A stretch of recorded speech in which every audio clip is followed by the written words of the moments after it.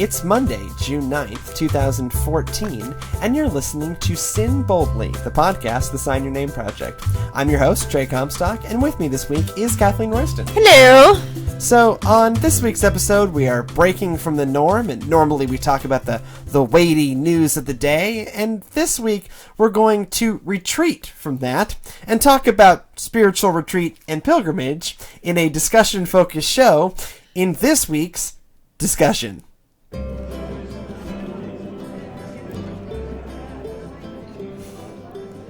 See what I did there? It's very clever. I did. Did you see my gagging motion? Yeah. A la Teenager in 1987?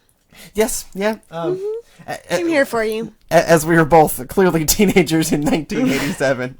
Kathleen, how old were you? I've seen movies. I was older than you. Factual, yes. You True. Could at least talk in 1987. I could not. I was 1 in 1987. Feeling my age. Turned 28 next week. It's very, very scary. I'm just going to give you this look until you stop talking. This is a podcast where I specifically go on the internet to talk. So we clearly have our stuff together this week. So the show is going to be going on a hiatus for the next 3.5 weeks. Sydney, our producer, and my wife, will be going on a pilgrimage to Santiago de Compostela, which is a pilgrimage route across the north of Spain that's been going on for 1,000 years, literally 1,000 years. And I've walked it 2 times before, and I'm going with Sydney and my dad and my best friend Jimmy, he's appeared on this show once, and he's on all the other shows I do. And so Sydney and I will be walking about 300 miles in the next 3.5 weeks. And then Kathleen and Stephen are moving to Virginia so that Kathleen can start pastoring. Which is terrifying in and of itself. Thank you. Thanks for that vote of confidence. Not that you're leaving. Oh, I thought you meant me pastoring. No, I've come to terms with that idea. Lots of prayer.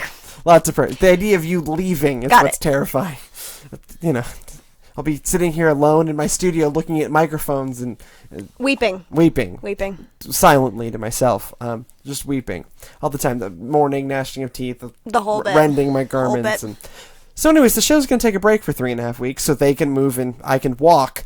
So we thought it would be interesting, since I am, for once actually going on vacation and actually going on a spiritual retreat, to talk about this idea of spiritual retreat. We sometimes take on these larger theological concepts, and this seemed like a heck of a time to talk about it. So Kathleen, what's your experience with this idea of spiritual retreat? Before we do that, I'm going to totally deflect this, but I want to hear more about the Camino. Sure. Because I'm guessing that normal human beings don't necessarily know about the history of Santiago, and it's a really interesting story. So maybe starting there would be good. I would love to. I think it'd be interesting. So Santiago de Compostela is really interesting. The idea behind it, the words mean St. James in the Field of Stars. Santiago, St. James de Compostela, Field of Stars. Compo, field, Stella, stars. We're on track here. The Catholic tradition or Catholic legend holds that the bones of St. James, the brother of Christ, not St. James the writer. There's a bunch of Jameses floating around. Confusing. But this is St. James, the brother of Christ. After he died, were loaded into a stone boat. Really great ship design to put it's stone, and pushed out into the Mediterranean. And as tradition goes, that floated all the way across from the Holy Land, all the way across the Mediterranean, through the Straits of Gibraltar, up around Portugal, to the bit of Spain called Galicia, that juts out over Portugal.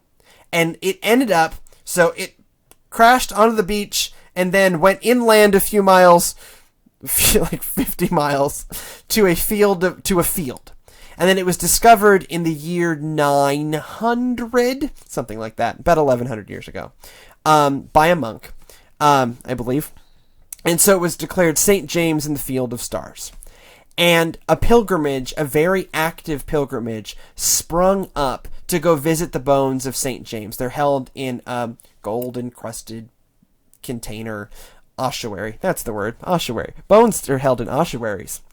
That's a good name. Yes, well, it just means good word. Bone holder, but ossuary. You learn really interesting things when you're a huge nerd your whole life. So it's held in this like golden crested ossuary, and one of the traditions is pilgrims hug the ossuary. And so you actually go, like, get down on your knees and you awkwardly embrace. Any embrace I do to kind of awkward. I don't like being touched, and so it's always kind of awkward when I embrace most things that are not my very close friends or my wife. That's less awkward. Now more awkward. I think you just made it more awkward. Yep, yeah, definitely. Yeah. Okay, back to Santiago. And so a really active pilgrimage route sprung up in the Middle Ages to do this, and actually it became the number 3 pilgrimage in Catholicism, in medieval Catholicism. The first 2 obviously being Jerusalem and Rome, but it was number 3 behind those. In the Middle Ages, in the High Middle Ages, it peaked at about 250,000 people a year would walk to Santiago. And there's various routes, but it kind of never really died out. I mean, people were still visiting it, but it kind of faded down. But in the 1970s, it started to be revived. And people started to build back up the infrastructure around it. Pilgrims' hostels called albergues, which just means hostel, started opening up again along the route, particularly around the Camino Frances, which traditionally starts in Notre Dame, in Paris, France. And kind of takes a middle of the north route. There's a northern route that goes along the ocean. This goes kind of more inland. And it's kind of a straight shot sweeping through the Pyrenees Mountains. And people like painted yellow arrows all over the place that basically you don't ever need a map to get there. You just start on the Camino and you follow the yellow arrows until you arrive at Santiago. Like it's, pretty easy straight shot. And so in recent years, it's really exploded. There's been a number of movies and books. Martin Sheen did a film. Martin Sheen and the professor who introduced me to the Camino in the first place did a film called The Way. That I haven't seen because I have a hard time watching movies that are really close to my life. Like that time the school I worked at was featured in Waiting for Superman. I had to go because John Legend paid for us to go see this movie. I was like, I don't want to go see this because it was a movie about my life in ed reform. So I haven't seen the movie, but there's been, it's really popular in Brazil because like a really famous Brazilian pop star wrote a book. And they're always Dutch and German people. I mean, it's a hugely international crowd. And oddly, a large number of people from Japan show up, and that's always weird for me. But it's back up to about where it was in the High Middle Ages, which there's not a lot of things in, modern Christianity you can say have reached its heights of the Middle Ages, but they're back up over 250,000 people a year. A few years back, many years back, more than 10 now, John Paul II visited Santiago, and there's a big monument to his visit, and he kind of honored the history of the Camino, and so it's really turned into a thing. I walked it my freshman year of college, at the end of my freshman year of college in 2006, and I did the full, I did 500 miles from Roncesvalles, which is right on the French border, all the way to Santiago de Compostela, which we said is over Portugal. And I did that in 29 days of hiking, about 31 days on the trail, and I arrived on my 20th birthday. And it plays a lot into my call story in terms of deciding to take my faith seriously. It's a really interesting just space to walk and think and spend time with God. And so it's been really meaning in my faith journey. I went back in 2008 after my junior year of college to do a documentary about young people in the Camino, and walked a good portion of it, and also filming and interviewing people and talking about what brought them there and how it's actually, you'd think it would be mostly young people because it's a lot of friggin' walking, but it's actually not. The majority are more like middle-aged and older. Like you lose your job and you walk the Camino, or you just now retire. Well, because who has time? Because who has time? Yeah. When what point in your life do you have time to take a month? You're a student. Yep. You are recently unemployed, or you are retired, and it tends to be more the recently unemployed than the retired. Especially walking the full route, the young people kind of take the easy way out and just do the last 100 miles, because that's all you need to do to get your certificate. Mine's hanging right there. You can see it on the wall. Not the puppet. showing way too much of our studio. That's my Compostela. That's your certificate of completion. And if you walk as a Christian pilgrim, 1/3 of your Catholic sins are forgiven. There you go. Because of that paper. And so you only need to walk the last 100 kilometers to get that. And so a lot of people just do that. But like I said, Sydney and I will be doing 300 miles, starting in Burgos, and walking all the way across. Say it right, Burgos. See. I just used my major. Yes. Yeah, but I have a lovely Castilian accent. Yeah, that I don't I have. slur my teeth. That I don't. Leon. Compostela. You gotta whistle your S's though if you're gonna do it. Yeah, it's difficult. So we'll be and we'll depart June 15th. Fabulous. I think this raises a really interesting, and just hearing you talk about it, the notion of pilgrimage. I feel like in modern Protestantism has kind of fallen out of favor. It just sounds so darn Catholic. It sounds so Catholic. It's just too Catholic. But I have to wonder, I mean, this is like a historical kind of thing. But I think that if we pay attention, we make pilgrimages all the time in modern Christianity. I was just thinking, before the show we were talking about spiritual retreats, and we can talk about those too. Oh, this is in some way, to me, pilgrimage is an all offshoot of right, that. exactly. But what does it mean to go to a place where someone you consider to be divinely inspired, right? Whatever that looks like. Divinely, I usually think of it as divinely set apart. Yes, I like that. And how those experiences, how powerful those experiences can be in sort of nurturing our own faith. And a few weeks ago, Stephen and I went to Flannery O'Connor's house in Milledgeville, Georgia. And if you do not know internet, Flannery O'Connor is, she was a short story, essayist, novelist, writer from Middle Georgia. And she was very, very devoutly Catholic and went to get her master's degree in creative writing from the Iowa Writers Workshop, which is super prestigious, and ended up living in New York for a while, and then was stricken with lupus and moved back to Milledgeville. And what's really, really interesting about Flannery O'Connor is she was very devoutly Catholic and wrote basically in Middle Georgia evangelical vernacular. Yeah. And so a lot of her work, her fiction, has to do with issues of faith and theology. And the sort of lesser known side of her besides the fiction is that she knew her stuff. And recently, and I don't know if we talked about it on the show, they found her journals from the time when she was at the Iowa Writers Workshop. And they are in the form of prayers.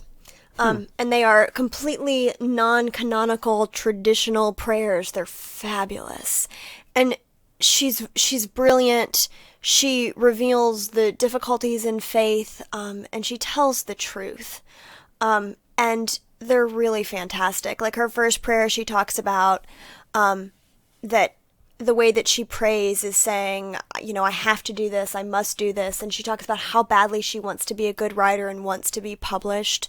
And there's just a level of authenticity in that. And her letters, too, around issues of faith. So anyway, Flannery O'Connor and I have been spending a lot of time together. And she's been incredibly helpful for me as I struggle through all kinds of things, you know, with call and faith and what I want to do and, you know, all of it. She's been there for me in a very powerful kind of way. And I believe in a communion of the saints kind of way. So knowing that, before we left Georgia, I wanted to go to her house. And then we got to her house, and I wanted to move into her house. And they have it set up. There's a museum. It's lovely. You can walk through the house. You can walk around the grounds. But Stephen and I sat in vintage lawn furniture in her backyard. Wow. And drank iced tea. Yeah. And there's something so powerful about place. You know, here is this woman who's regarded to be one of the best American writers, but also for me is a saint. I mean, if we think about sainthood in that way, like she is absolutely one of my saints, and how powerful it is to be in the place where she was. I think that's a spiritual experience that if we sort of reduce it to, you know, as modern Protestants do, papist claptrap. Not that I believe that, because I don't. But we might miss out on the way in which place matters, and also, I think the communion of saints. I think that conversation is one worth having, too. See, for me, pilgrimage has been a big, not just Santiago. I think Santiago and the academic work I did, because it's me, so of course I did academic work before I went. But the academic work I did into pilgrimage helped me kind of solidify this. But for me, going to place is very important. It's one of the things that to me ties so importantly into missions. That part of what I do in missions is not even about, like, going and saving people, or even going and helping people, because to a certain extent, that's even a ludicrous concept. A lot of what I'm doing is going and being in those places. Mm-hmm. And that's been fundamentally rooted in my faith experience. I mean, I remember as a fourth grader going to John Wesley's house at Wesley's Chapel in London. And I have actually, awkwardly, I've subsequently spent a night there, 2 nights there, because I befriended the superintendent of Wesley's Chapel, and like I've got to like read scripture at that church and crazy stuff like that. But I remember as a fourth grader going and it's like seeing John Wesley's bed and seeing like the painting of the scene of where he supposedly passes away, right? And there's like 25 people in this painting, and the museum curator who was taking us around was like, well, this is because the tradition in those times, he was British, the tradition in those times were that, you know, the very important people who visited him at any point would all be included in this one scene. And I looked at him and went, yeah, they did that for the popes too. And he went, yes, you're right.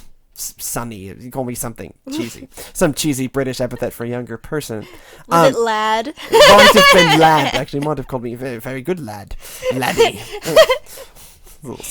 But I remember that as being important, that I felt more tied to being a Methodist because I had been to the place where this person lived. This person, I grew up in John Wesley United Methodist, and to see this place where John, you know, to me, John Wesley and Susanna and Charles, even then as a fourth grader, I didn't really understand it as I do now, but I knew something that these people were important, and that were important to this faith that I held. And so I've been on, you know, I went to the Taizé community in France, and that was, you know, a very meaningful spiritual experience. But I even remember, I didn't go to St. Peter's Basilica in Rome as like a pilgrimage. We were there as tourists. But just being in that place, and the scope of it is just remarkable. And I remember standing in the cupola, the dome thing, use words, the dome thing, and looking down and watching several bishops process in for mass. That was powerful. Yeah. Right? That this, like, monument, you can talk about the corruption that went into building it, and certainly Martin Luther did, and he's not wrong, okay? But also, still, that grandeur and that beauty and that sense of place. Mm-hmm. That on this rock, I'll build my church, and this is pretty reliably where Peter is buried. Right? They've got pretty good archaeological evidence for that. And that's really remarkable. Or going to any of the places in Jerusalem, same idea. And I think what's interesting, and I was thinking about the Holy Land. I have not been. It's on my list. You should go. But even the places where there isn't archaeological evidence, the tradition around it is still strong enough. It's like consensus of faith business, right? Like, that's not really where that happened, but that's okay. Right, that's what Santiago is, right? Right, Come exactly. on. I believe a lot of stuff. But I feel like it's almost the way that I feel about Scripture, whereas sort of historical veracity is not where the power in that comes from. It's community, it's how it's used, it's reception, it's that God's showing up in community. Well, and going back to the Camino, what's special about the Camino isn't necessarily Santiago itself. It's knowing that for 1,000 years people have walked those roads, and the community that forms as you walk. So there's always several hundred people kind of around you, and you're walking at vaguely the same pace. So you kind of get to know the folks around you, especially in the early stages where there's not that many people. You kind of form your own community. And so when I arrived in Santiago for the first time, it was my 20th birthday. And I went with a group, but I was way ahead of my group at that point because I really wanted to arrive on my birthday. It was really important for me. And the pilgrims that I had been walking with, that I had only met, weeks before, threw me a birthday party with like 25 people at a restaurant. And they sang happy birthday to me in 5 different languages. And Helen, the 80-year-old Danish pilgrim who had organized this whole thing, gave me a birthday present. It was a small keychain, small trinket. But she thought to give me a birthday present. And then Thomas and Marcos and Peter. Thomas and Marcos were 2 American college students, and then Peter was this crazy Irish guy who had quit like a high-paying job at like Sony of Ireland to become a school teacher. They took me out. And took me out on the town, and I kept trying to escape to call Sydney because I was trying to get her to date me at that point. And he would keep pulling me back and go, "You'll be the last one to leave, laddie." He did call me laddie. That actually happened. But like this community formed. When you arrive at Santiago, one of the things you do is there's a stone at the entrance of the cathedral that appears to have been carved in the shape of the impression of a human palm. And you place your palm on that stone. That stone has never been carved. That stone started out a perfectly round stone. It has been worn into the shape of a palm by 1,000 years of pilgrims placing their hand on that stone, and the oils of so many hands have just eaten an impression into that rock. To me, that's what makes Santiago special. I don't believe the BS about St. James. I don't care. Yeah. What I care about is the community of faith that is formed in that place for so long, and the sense of place that it's lended there. You can feel the people who have come before you. Mm-hmm. And the professor that I went with, George Greenia, look him up. He's a fascinating guy. He was also an advisor on the way, so you can kind of trust it because he helped with it. But he said if you can't find God in the Camino, you're not looking. And the other thing that I always say is the kingdom of God exists on the Camino. If you have a need, there's always someone there to meet it. Peace on earth from all different nationalities exists on the Camino because of the sense of place and so many people being brought together in this truly remarkable thing. That's what's so special about it. Less any veracity of those. They're not St. James's bones, but who cares? Who cares?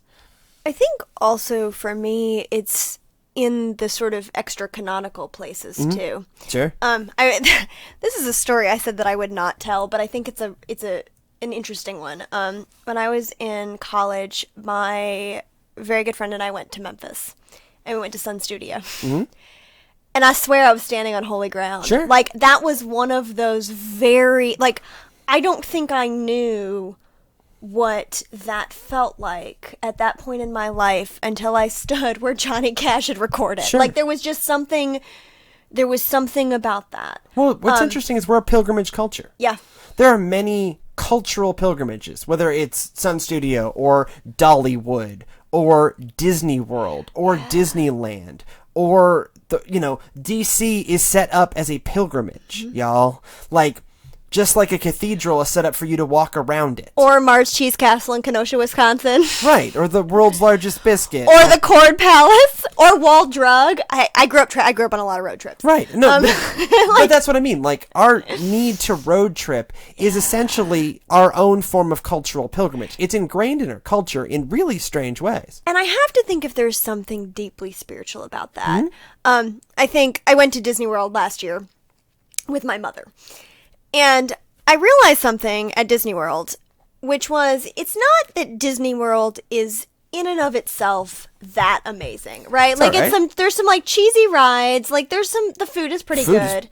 Pretty good.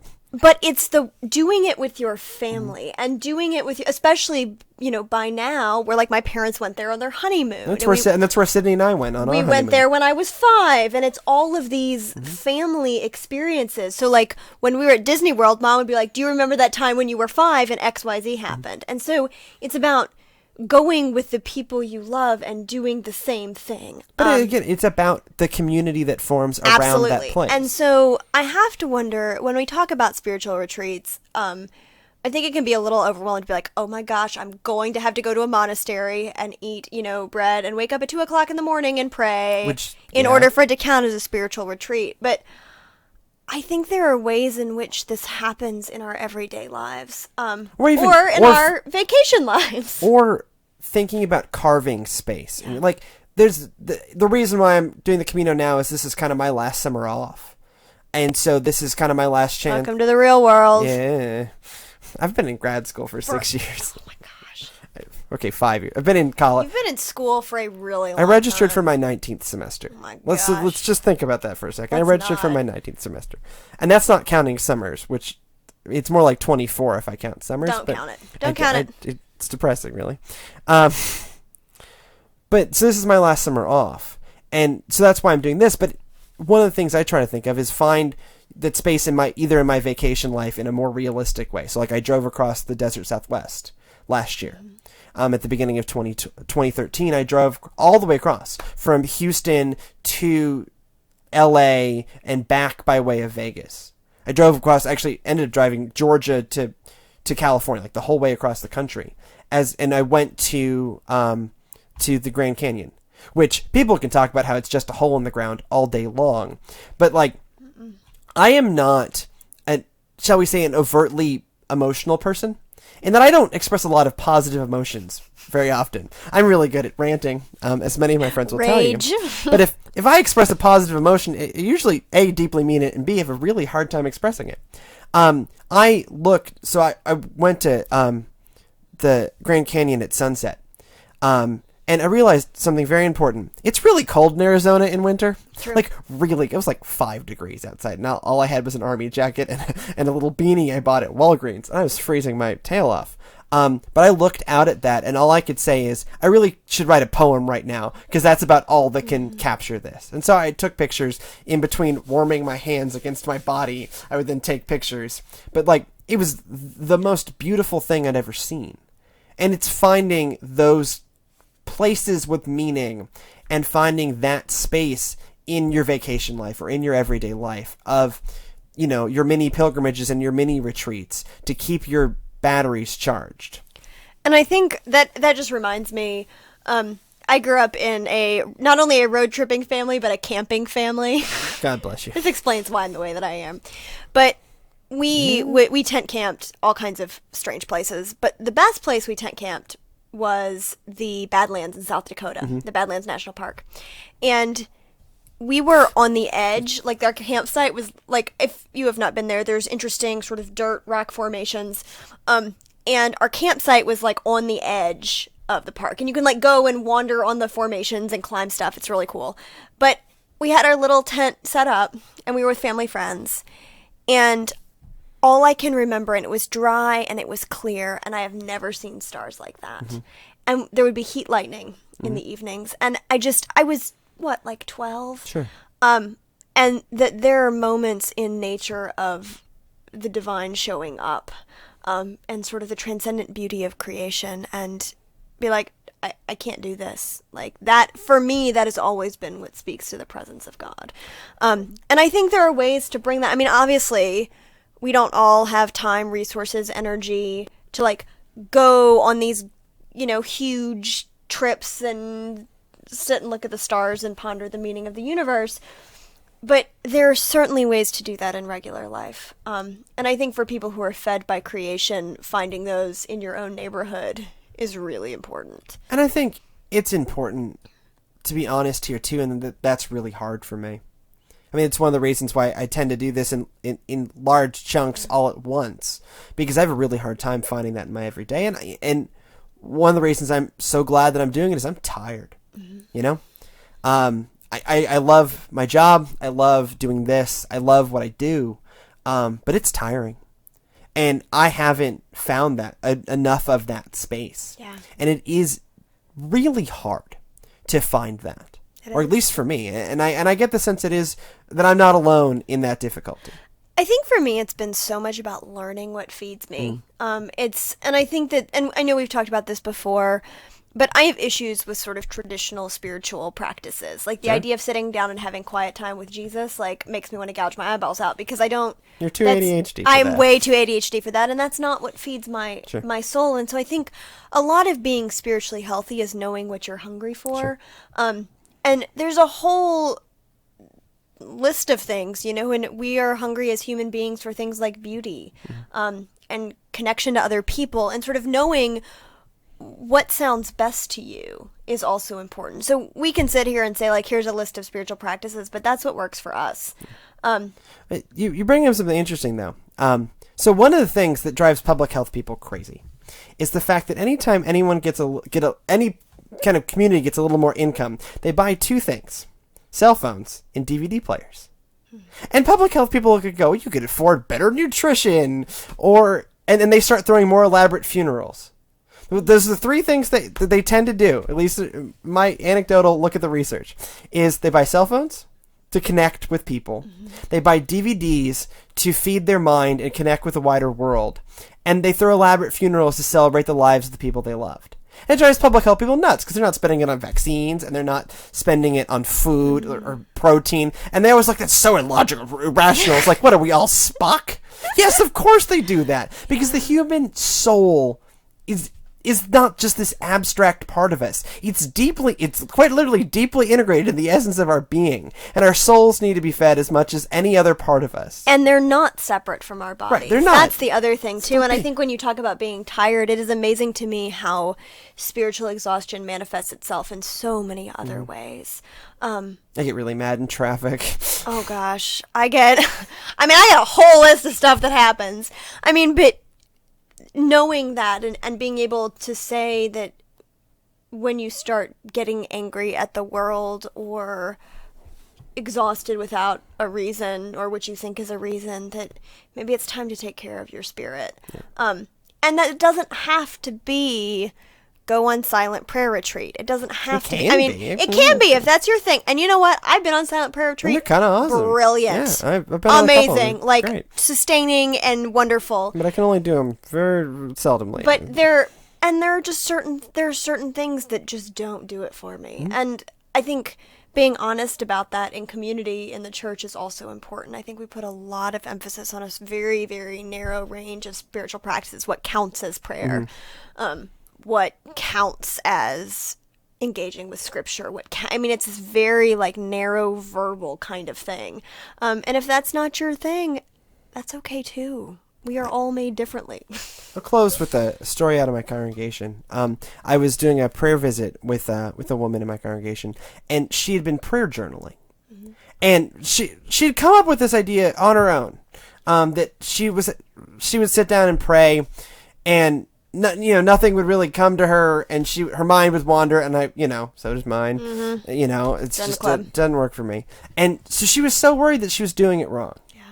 And I looked at her and went, "I know you're doing a lot better than I am," and that she was really relieved that this other avenue was open to her, and it was wonderful to see that confirmation in her, so that there are many avenues for this, and it's about finding not just what works for you, but really seeking what that is. And, I'll admit, I'm bad at that. I know vaguely what works, but I'm still bad. I'm good at doing it. But there is a tangible difference in my life when I am, the seldom times I am doing it right. So, we close this phase of the show. This will be the last time Kathleen will be with us in studio. We're working on building a new studio in their home in Virginia so that the show can continue. But we kind of close this phase. We'll be off for 3.5 weeks with a reassurance and a challenge. Whatever spiritually feeds you within the bounds of the law is probably okay. But do it. And I challenge myself as well to do that thing, because there is a real difference in finding that spiritual retreat, not just in that seldom happening one-off thing like the Camino. It's a really important experience, but that can't be it. It can't just be the Camino, and I only am spiritually fed in the Camino, because that's an unhealthy addiction to walking hundreds of miles. And so whatever that is for you, that don't seek just the mountaintop, but find that thing that's sustaining in your daily life. And with that, if you have any feedback for the show, we'll read it even in the transition, and we'll be back in 3.5 weeks. SYN boldly at endfear.org, facebook.com/the Sign Your Name Project, or at SYN boldly on Twitter. And go in peace to love and serve the Lord, and end fear by signing your name. Good night.